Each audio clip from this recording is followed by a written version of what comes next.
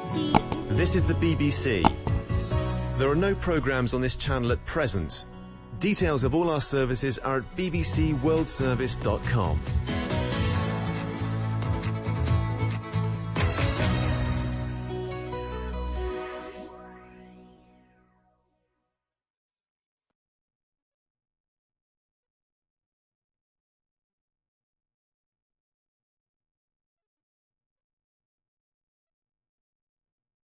BBC Bangla এখন সন্ধ্যা 7:30। একটু পরেই শুনবেন সর্বশেষ বিশ্ব সংবাদ। আপনারা বিবিসি শুনছেন ঢাকায় FM 100, সিলেটে 88.8, রংপুরে 88.8। আপনারা যেখানে আছেন বিবিসি আপনার সাথেই আছে।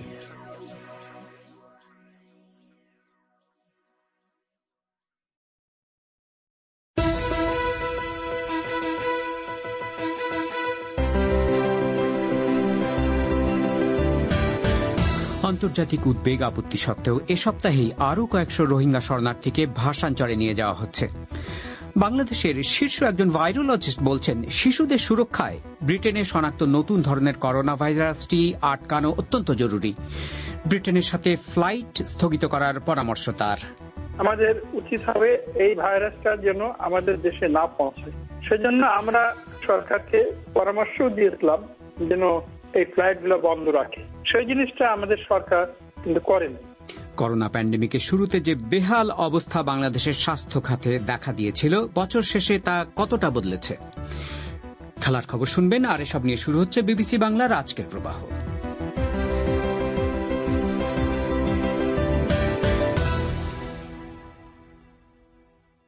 রেডিওতে FM এবং শর্টওয়েভ ছাড়াও অনুষ্ঠান আপনারা লাইভ শুনতে পাচ্ছেন আমাদের ওয়েবসাইটে www.bbcbangla.com। প্রবাহে আপনাদের স্বাগত জানাচ্ছি, শাকিল আনোয়ার।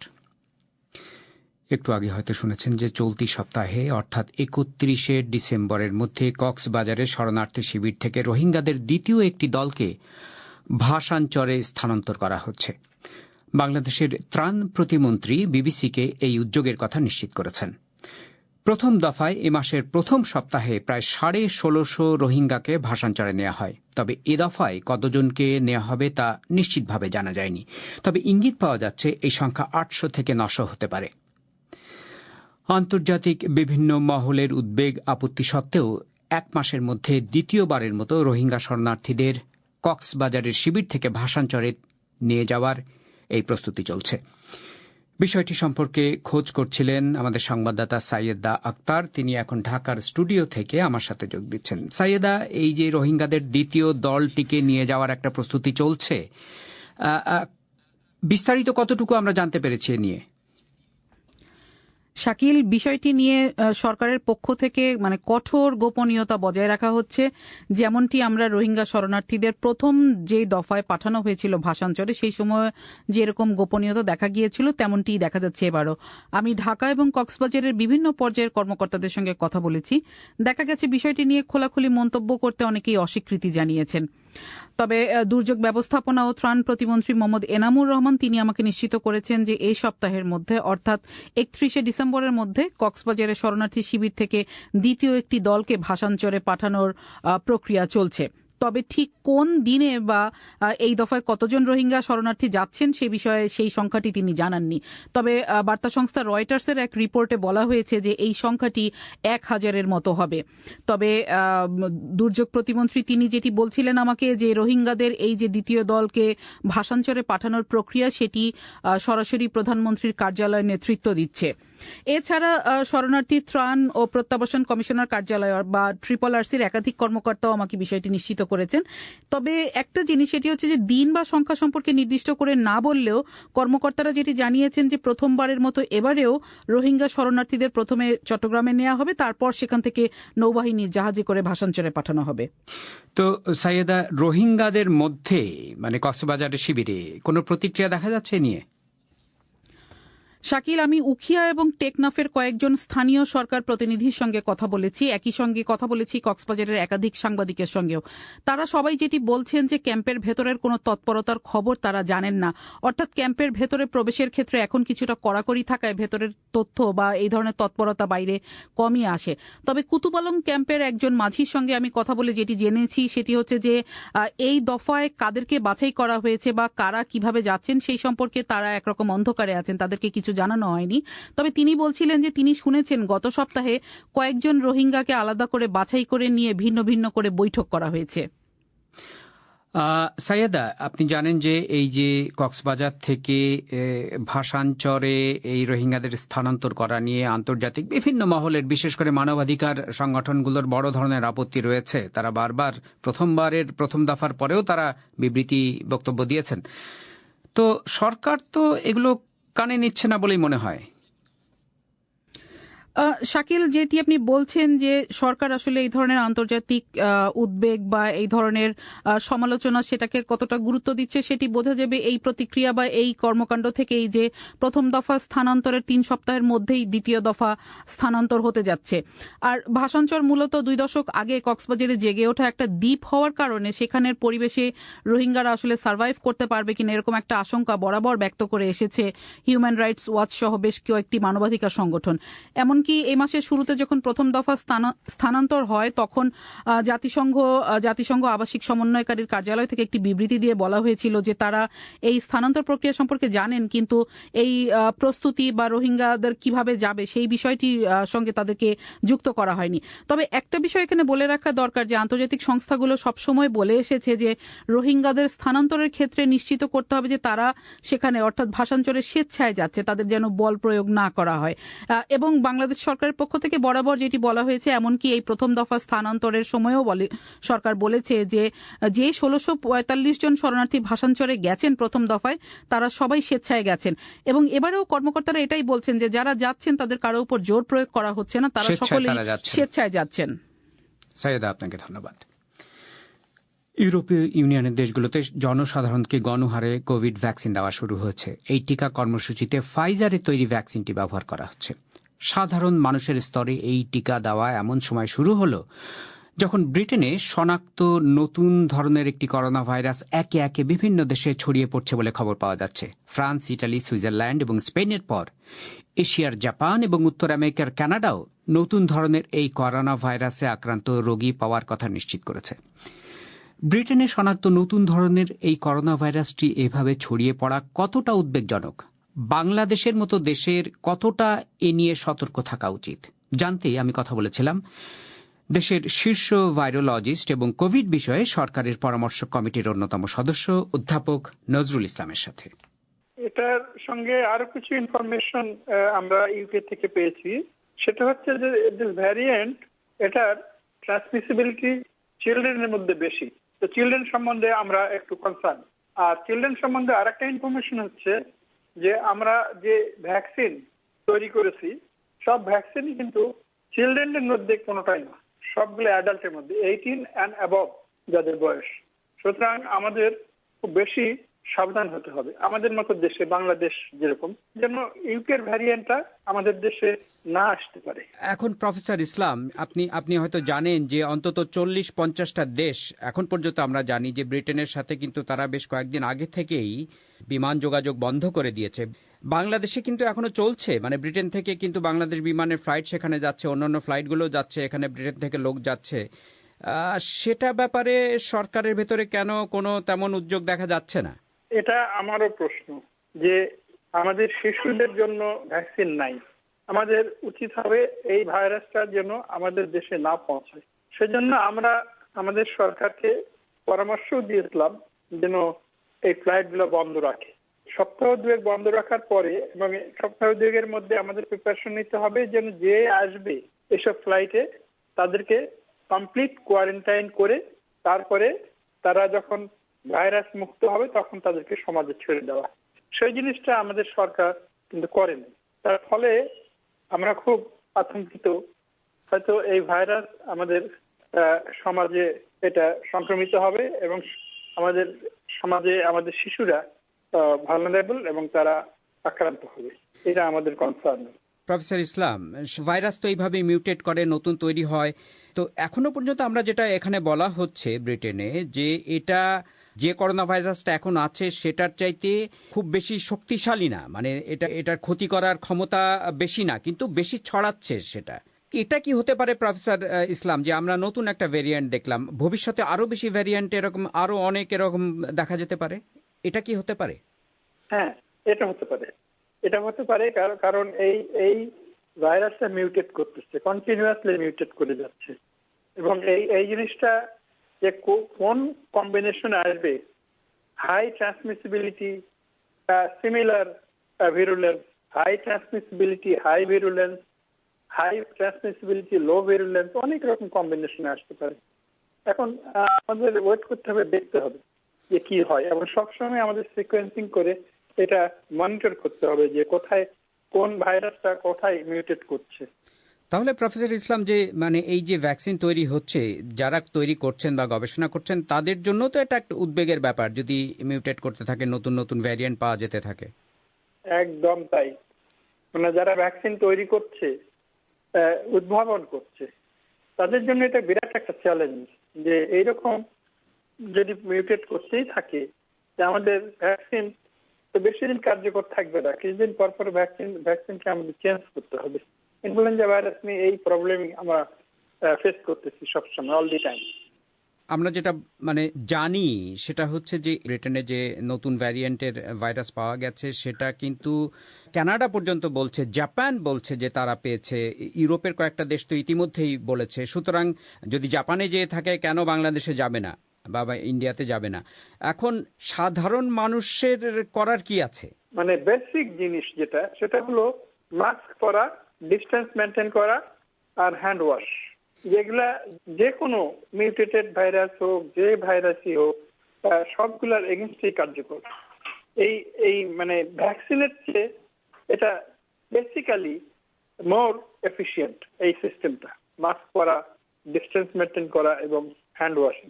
মানে সাধারণ মানুষজন যেটা করছেন সেটাই যেন আরো সচেতন ভাবে করতে থাকেন, আরো সচেতন ভাবে করেন এবং রেগুলারলি করেন, কেউ যেন এটাতে ফেল না করে।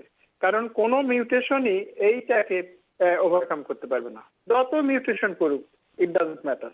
এটা হলো বেসিক, আমাদের এটার উপরে আমাদের নির্ভর করতে হবে। অধ্যাপক নজরুল ইসলাম, করোনা ভাইরাস মহামারী শুরুর পর বাংলাদেশের স্বাস্থ্য সেবা ব্যবস্থার নাজুক হাল যেভাবে নগ্ন হয়ে পড়েছিল, বছরের শেষে এসে তা কতটা বদলেছে এ সম্পর্কে শুনবেন অনুষ্ঠানের কিছুক্ষণ পর। তার আগে সংক্ষিপ্ত বিশ্ব সংবাদ মুয়াজ্জেম হোসেনের কাছে। ইউরোপীয় ইউনিয়ন গণহারে করোনা ভাইরাসের টিকা দেওয়ার অভিযান শুরু করেছে। করোনা ভাইরাসের মহামারীতে ছারখার হয়ে যাওয়া এই মহাদেশটিতে এটিকে এক স্বস্তির মুহূর্ত হিসেবে দেখা হচ্ছে। ফাইজার বায়োএনটেকের টিকাটি প্রথম দেয়া হচ্ছে প্রবীণ নিবাসে থাকা লোকজন এবং তাদের সেবাকর্মীদের। এই টিকাদান কার্যক্রম শুরুর মুহূর্তটি বেশিরভাগ দেশে টেলিভিশনে সরাসরি সম্প্রচার করা হয়। ইতালির প্রধানমন্ত্রী জিউসেপ কন্টে বলেছেন, ইতালি জেগে উঠছে এবং এই দিনটি চিরকাল স্মরণীয় হয়ে থাকবে। তবে ইউরোপীয় ইউনিয়নের সব নাগরিককে টিকা দিতে বহু মাস সময় লাগবে। এই মহামারীতে ইউরোপে মারা গেছে 3,30,000-এর বেশি মানুষ। অনেক দেশেই আবার সংক্রমণ ব্যাপকভাবে বাড়ছে। নেপালে অব্যাহত এক রাজনৈতিক সংকটের মধ্যে চীনা কমিউনিস্ট পার্টির এক সিনিয়র নেতা রাজধানী কাঠমান্ডুতে এসে পৌঁছেছেন। প্রধানমন্ত্রী কেপি শর্মা ওলি পার্লামেন্ট ভেঙে দেওয়ার সিদ্ধান্ত নেওয়ার পর এই সংকট শুরু হয়। এই সিদ্ধান্তের পর মিস্টার ওলি তার দল কমিউনিস্ট পার্টির ভেতর থেকেই বিদ্রোহের মুখে মার্চ এবং এপ্রিলে নির্বাচন করার ঘোষণা দিয়েছেন। ক্ষমতাসীন দলের মধ্যে ভাঙন ঠেকাতে চীনা কর্মকর্তা গু ইয়েঝু দুপক্ষের সঙ্গে আলোচনায় বসবেন বলে মনে করা হচ্ছে। সমালোচকরা বলছেন, একতরফাভাবে সংসদ ভেঙে দেয়া অসাংবিধানিক। মিস্টার ওলির সিদ্ধান্তের বিরুদ্ধে শত শত বিরোধী রাজনৈতিক কর্মী কাঠমান্ডুতে বিক্ষোভ করছেন। তুরস্কের প্রতিরক্ষামন্ত্রী হুঁশিয়ারি দিয়েছেন যে লিবিয়ার সামরিক অধিনায়ক খলিফা হাফতারের বাহিনী যদি ওই অঞ্চলে তুর্কি বাহিনীর উপর হামলা চালায়, তাহলে তাদেরকেও পাল্টা হামলার বৈধ লক্ষ্যবস্তু বলে গণ্য করা হবে। খলিফা হাফতারের বাহিনী লিবিয়ার পূর্বাঞ্চল নিয়ন্ত্রণ করে। লিবিয়ার রাজধানী ট্রিপলিতে তুর্কি বাহিনী পরিদর্শনের সময় প্রতিরক্ষামন্ত্রী হুলুসি আকার এই মন্তব্য করেন। লিবিয়ার আন্তর্জাতিকভাবে স্বীকৃত সরকার ট্রিপলি থেকেই কার্যক্রম চালায়। তুরস্ক এই সরকারের অন্যতম মিত্র। জেনারেল হাফতার বহু মাস ধরে অবরোধ চালিয়েও ত্রিপলি দখল করতে ব্যর্থ হয়েছেন। তাঁর নেতৃত্বাধীন এলএনএ বাহিনী গত অক্টোবর মাসে সরকারের সঙ্গে একটি শান্তি চুক্তি সই করে। পশ্চিম আফ্রিকার দেশ নিজেরে আজ নতুন প্রেসিডেন্ট নির্বাচনের ভোট হচ্ছে। দেশের সংবিধান অনুযায়ী পরপর 2 মেয়াদে ক্ষমতায় থাকার পর প্রেসিডেন্ট মোহাম্মদু ইউসুফু সরে দাঁড়ানোর সিদ্ধান্ত নেয় এই নির্বাচন ডাকা হয়। গণতান্ত্রিকভাবে নির্বাচিত কোন সরকারের হাতে ক্ষমতা হস্তান্তর হলে তা সেদেশে ইতিহাস তৈরি করবে, কারণ এর আগে নিজেরে কখনোই শান্তিপূর্ণভাবে ক্ষমতা হস্তান্তর হয়নি। মোট 30 জন প্রার্থী নির্বাচনে লড়ছেন, কিন্তু সাবেক স্বরাষ্ট্র এবং অর্থমন্ত্রী মোহামেদ বাজুমকে সম্ভাব্য বিজয়ী হিসেবে মনে করা হচ্ছে। সামুদ্রিক ঝড় ইয়াসায় ক্ষতিগ্রস্ত ফিজিকে সাহায্য করতে অস্ট্রেলিয়া তাদের সবচেয়ে বড় যুদ্ধজাহাজ এবং 600 সৈন্য পাঠাচ্ছে। গত সপ্তাহের ঝড়ে ফিজির উত্তর এবং পূর্বাঞ্চলের কিছু দ্বীপ বিধ্বস্ত হওয়ায় হাজার হাজার মানুষ এখন আশ্রয়কেন্দ্রে দিন কাটাচ্ছে। প্রশান্ত মহাসাগরে সৃষ্ট এত শক্তিশালী কোন ঝড়ের রেকর্ড সাম্প্রতিক ইতিহাসে নেই। মজাম হোসেন, এবারে খেলার খবর।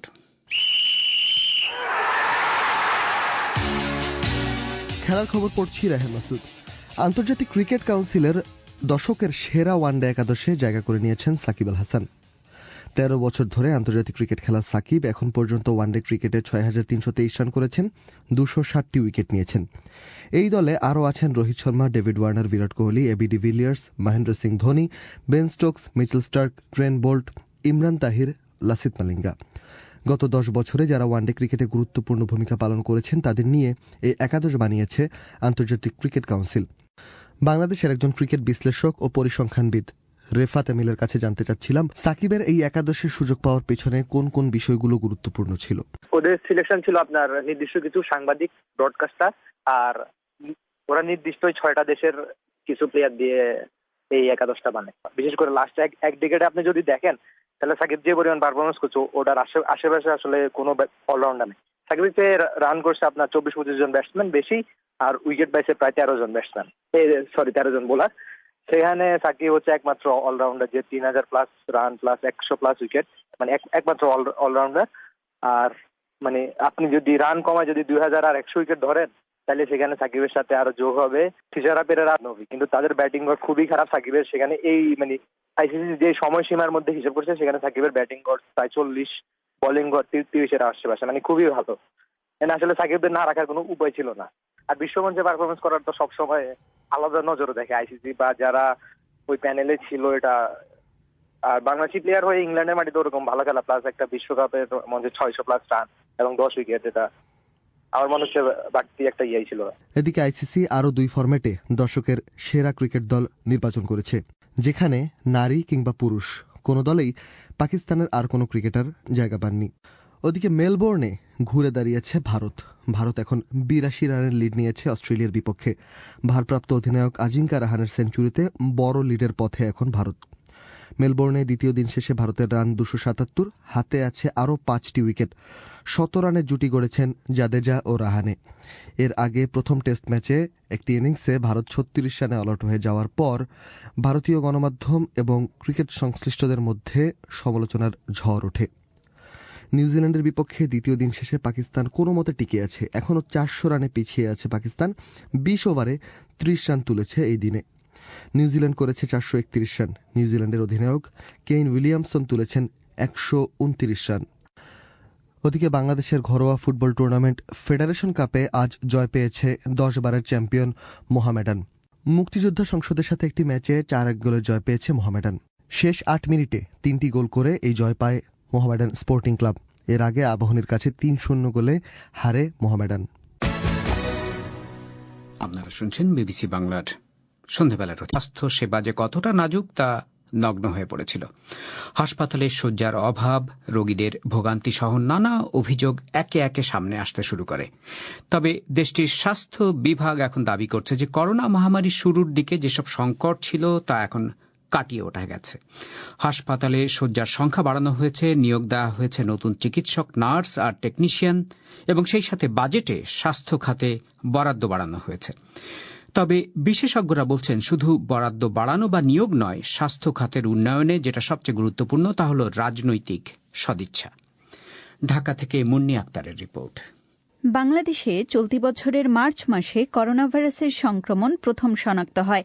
এরপর হাসপাতালে শয্যার সংকট, ভর্তি হতে বিড়ম্বনা সহ স্বাস্থ্য খাত নিয়ে একের পর এক অভিযোগ সামনে আসতে থাকে। তবে স্বাস্থ্য অধিদপ্তরের তথ্য ব্যবস্থাপনা বিভাগের পরিচালক ড মোহাম্মদ হাবিবুর রহমানের মতে, চলতি বছরের শুরুতে কোভিড শনাক্ত হওয়ার সময় স্বাস্থ্য বিভাগের কার্যক্রমে কিছুটা অবিন্যস্ততা থাকলেও পরবর্তীতে তারা সেগুলো কাটিয়ে উঠেছেন। মি. রহমান বলেন, দেশে বর্তমানে শুধু কোভিড শয্যার সংখ্যাই রয়েছে 10,000-এর বেশি, যার মধ্যে প্রায় 7,000-ই খালি। স্বাস্থ্য খাতের দুর্বলতা কাটাতে নতুন করে 2,000 চিকিৎসক, 5,000 নার্স এবং 1.5 শতাধিক টেকনিশিয়ান নিয়োগ দেওয়া হয়েছে বলে জানান ড মোহাম্মদ হাবিবুর রহমান। শুরুতে আমাদের কাজকর্মে একটু অবিন্যস্ততা ছিল। আমরা গ্রাজুয়ালি হাসপাতালগুলোকে আমরা ওয়েল ইকুইপ করেছি। আমরা 2,000 চিকিৎসক সাথে সাথে নিয়োগ দিয়েছি। 5,054 জন নার্সকে নিয়োগ দেওয়া হয়েছে। কিছু মেডিকেল টেকনোলজিস্ট তাদেরকে সরাসরি নিয়োগ দেওয়া হয়েছে। আমাদের 10,500 বেড আছে কেবল কোভিড বেড। আপনি দেখবেন ঢাকা সহ সারা দেশেই এই বেডগুলি শূন্য পড়ে আছে। বাংলাদেশ পাবলিক হেলথ ফাউন্ডেশনের চেয়ারপারসন অধ্যাপক শারমিন ইয়াসমিন বলেন, করোনা শুরু হওয়ার সময়টাতে স্বাস্থ্য খাতের যে দুর্বলতাগুলো ছিল সেগুলো বের হয়ে এসেছে। তবে সেখান থেকে অবস্থার কিছুটা পরিবর্তন হলেও এখনো পুরোপুরি দুর্বলতা কাটিয়ে ওঠা সম্ভব হয়নি। তিনি বলেন, এখনো অনেক হাসপাতাল রয়েছে যারা কোভিড ছাড়া অন্য রোগের চিকিৎসা দেওয়ার ক্ষেত্রে যথাযথ নিয়ম মানছে না। এই বিষয়টিতে নজর দেওয়া দরকার বলে মনে করেন অধ্যাপক শারমিন ইয়াসমিন।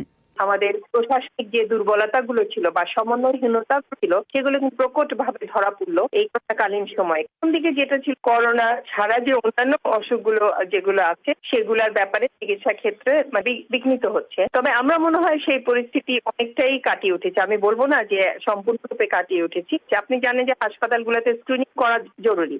তবে এইটা আমার মনে হয় যে প্রত্যেক হাসপাতাল ঠিক একদম ভালোভাবে ফলো করছে না, যেটা একটা আমাদের সমস্যা। কোভিড মহামারী শুরু হওয়ার আগে অর্থাৎ 2019-20 অর্থবছরে স্বাস্থ্য খাতে বরাদ্দ ছিল জিডিপির মাত্র 0.89%। জাতিসংঘের economic and social commission for Asia the প্যাসিফিকের 2018 সালের একটি প্রতিবেদনে বলা হয়েছে, জিডিপির বিচারে এশিয়া এবং প্রশান্ত মহাসাগরীয় অঞ্চলের 52টি দেশের মধ্যে স্বাস্থ্য খাতে সবচেয়ে কম বরাদ্দ দেওয়া হয় বাংলাদেশে। করোনা মহামারীর পর 2020-21 অর্থবছরে স্বাস্থ্য খাতে বরাদ্দের পরিমাণ বাড়ানো হয়েছে, তবে সেটি এখনও জিডিপির মাত্র 1.3 ভাগের মতো। অবশ্য বিশেষজ্ঞরা বলছেন, স্বাস্থ্য খাতে যে বরাদ্দ থাকে সেটি আসলে পরিকল্পিতভাবে ব্যবহার করা হয় না। রয়েছে প্রশাসনিক নানা দুর্বলতাও, বলছিলেন বাংলাদেশ মেডিকেল অ্যাসোসিয়েশনের সাবেক সভাপতি এবং জাতীয় স্বাস্থ্য অধিকার আন্দোলনের আহ্বায়ক ড রশিদি মাহবুব। টাকাটা একটা উপাদান, টাকা না হলে হবে না, কিন্তু টাকাটা খরচ করা সরকারি ব্যবস্থাপনা হেলথ মিনিস্ট্রিতে এই জায়গাটাতে সমস্যা আছে। যে হেলথের যে কম্পোনেন্টস গুলো আছে তাদের তো ওইটা করার ওরিয়েন্টেশনটা সক্ষমতা কম। কারণ স্বাস্থ্য অধিদপ্তর যাই করুক না কেন, that needs the consent of the ministry. এই যে সমন্বয়হীনতা এবং টেকনিক্যাল জিনিস নন টেকনিক্যাল পিপলকে দিয়ে কাজ করা, এই জায়গাটাতে একটা সমস্যার দিকে যায়। মিস্টার মাহবুব মনে করেন, স্বাস্থ্য খাতকে এগিয়ে নিতে হলে প্রথমেই যেটি দরকার তা হল রাজনৈতিক সদিচ্ছা। এছাড়া সরকারের বিভিন্ন বিভাগের মধ্যে সমন্বয় সাধনও জরুরি বলে মনে করেন তিনি। প্রথম হচ্ছে রাজনৈতিক সদিচ্ছা। তার কতটুকু দিতে চায়, কাকে দিতে চায়, কে পাবে, কিভাবে সেটা সাজাবে।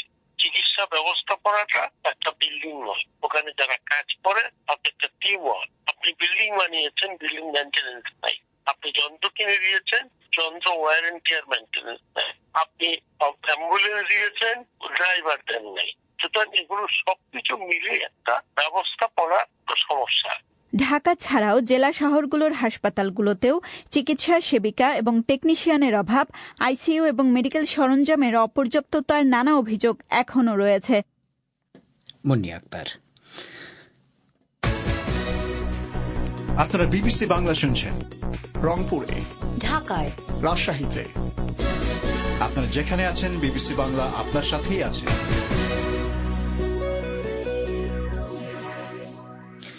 বাংলাদেশে আজ ফেসবুক কোন কোন ইস্যু নিয়ে সরগরম? ফয়সাল তিতুমির।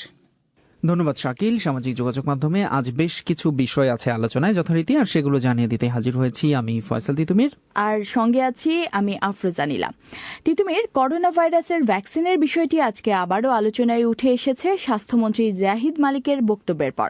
তিনি ওষুধ প্রশাসনের ল্যাব পরিদর্শন শেষে সাংবাদিকদের জানিয়েছেন যে বাংলাদেশ আগামী 6 মাসের মধ্যেই 3 কোটি ভ্যাকসিন প্রয়োগ করতে পারবে এবং সেজন্য সব রকম প্রস্তুতিও নেওয়া আছে। এবং নীলা, তার এই বক্তব্য নিয়ে কিন্তু সোশ্যাল মিডিয়ায় মিশ্র প্রতিক্রিয়া শুরু হয়েছে। কেউ শুভকামনা জানাচ্ছেন, আবার অনেকেই রয়েছেন সন্দেহ আর অবিশ্বাসের দোলাচলে। যেরকম এসবি নবাব লিখেছেন, 6 মাস বললে সেটা মিনিমাম 1 বছরও সম্ভব নয়। তবে মঈন খান লিখেছেন, খুব ভালো নিউজ, কিন্তু সব মানুষ যেন ভ্যাকসিন পায় সেদিকে খেয়াল রাখতে হবে।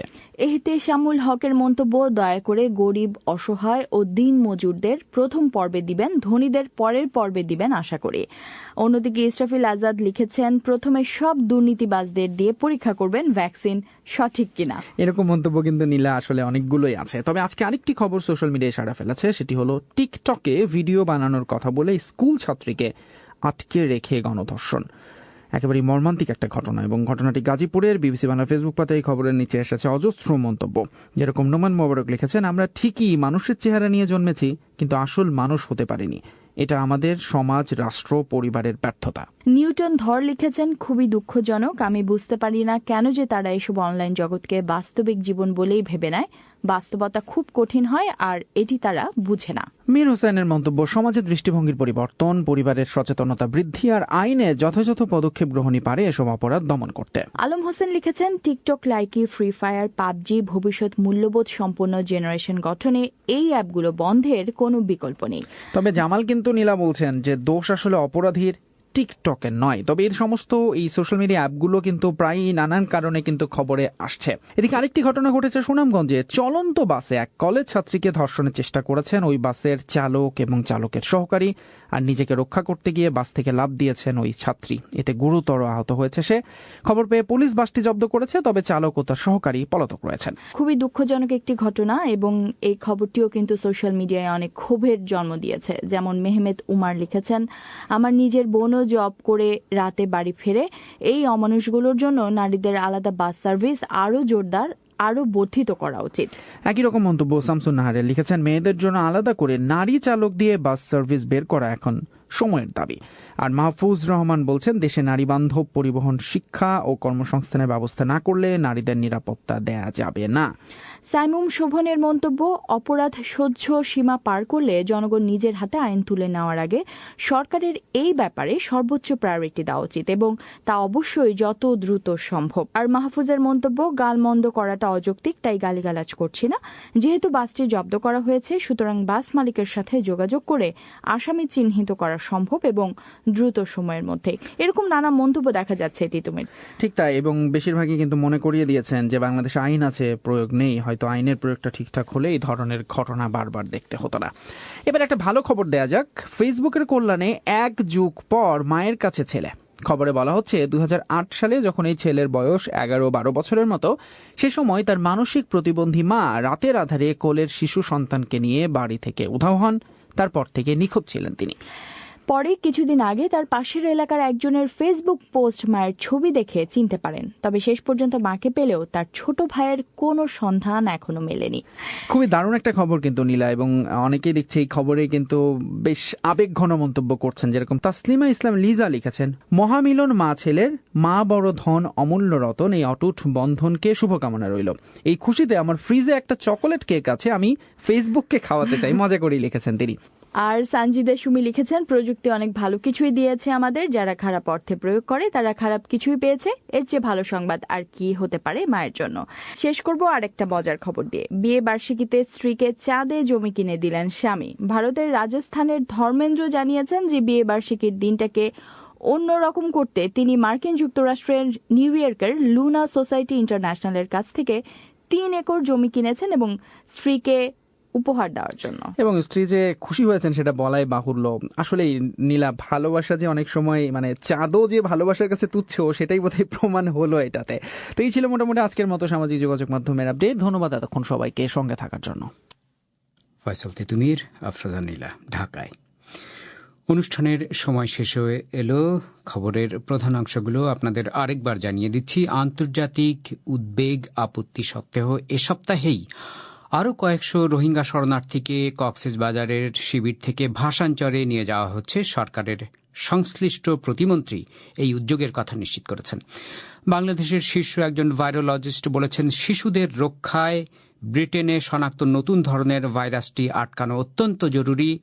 ব্রিটেনের সাথে ফ্লাইট স্থগিত করার পরামর্শ দিয়েছেন তিনি। সিএনএন টিভি নেটওয়ার্ক কিভাবে শুরু হয়েছিল তা নিয়ে একটি স্মৃতিচারণ শুনবেন রাতের অধিবেশন পরিক্রমায় ইতিহাসের সাক্ষী অনুষ্ঠানে। প্রচারিত হবে বাংলাদেশের সময় রাত 10:30, ভারতে 10টায়। শুনবেন আশা করে। আমি শাকিল আনোয়ার এখনকার মতো এখানেই বিদায় চাইছি।